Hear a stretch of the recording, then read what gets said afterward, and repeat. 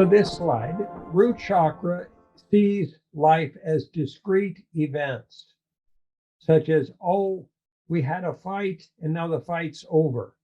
Or, oh, that we had a war and now the war is over. Or, oh, there was a hurricane and now the hurricane's over. Or, oh, there were fires last month and now they're over. It's either on or it's off, the root chakra. It's either exists or it doesn't. Literally, out of sight means out of mind for the root chakra. It doesn't have the capacity to care in its native state about every species on this planet and every human being on this planet and the planet itself all at the same time.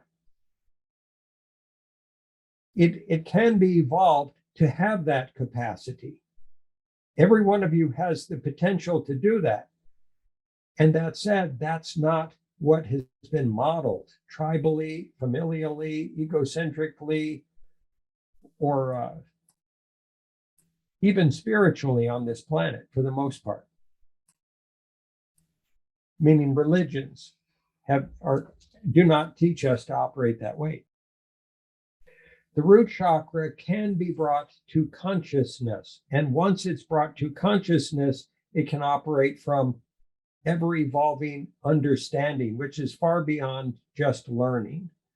Learning for most people is an acquisition of information or data or supposed facts or adopting a new belief. We would suggest that understanding, conscious understanding, operates absolutely, comprehensively, transcendently of that training wheels process of learning.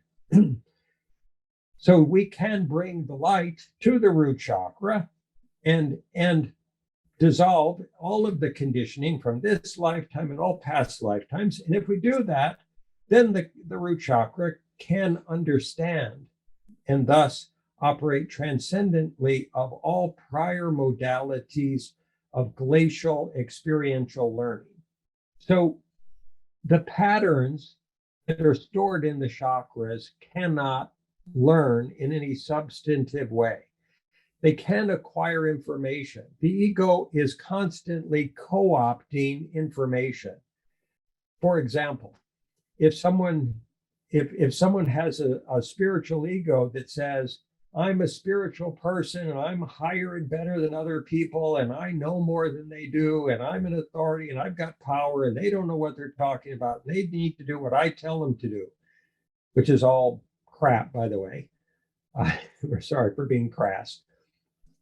That spiritual ego is constantly accumulating information moment by moment, day by day, that it then will try to use in order to affect that narcissistic spiritual ego process in the world of trying to require other people to submit to it as an authority or being better or knowing better or subjugating others' processes or saying they're less than it and it's higher than they are. And are we making sense with that? That as just a manifestation of ego.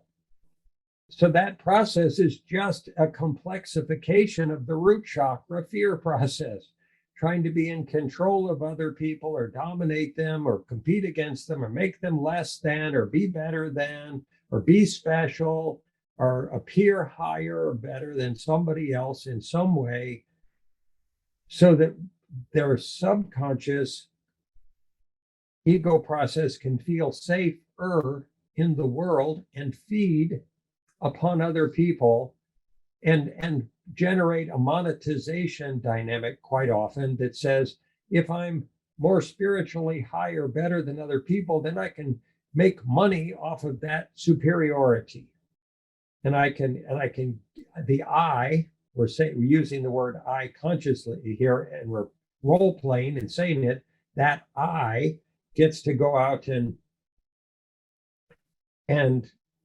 manifest what it wants in the world. So, and can say, oh, everyone should give me their money because I'm this supposed spiritually conscious high being, and then they should simply trust me and give me all their money, and then I become a rich, wealthy guru, and and I control other people in the world because I'm better than they are and they should do what I tell them. We would suggest that's not facilitative of helping other people become more conscious. Are we helping with any of these statements? They're meant to be helpful. Your attainment of conscious sovereign discernment is crucial. Following anybody, not following John. Following John is not suggested for anybody, by the way. John doesn't know any better than anybody else. We're simply operating as a delivery system for information and facilitation or help or healing or whatever. Whatever you need, that's what we're here to do and be. Whatever's going to facilitate your soul process, that's our intention, that's our goal. You matter. Every one of you matters. You matter far more than you could imagine or begin to perceive in this moment. You're far more important than you realize.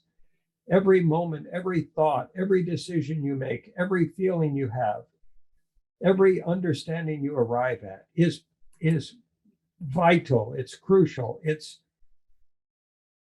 of vast importance in ways that cannot begin to be described in this mode of communication, verbalization.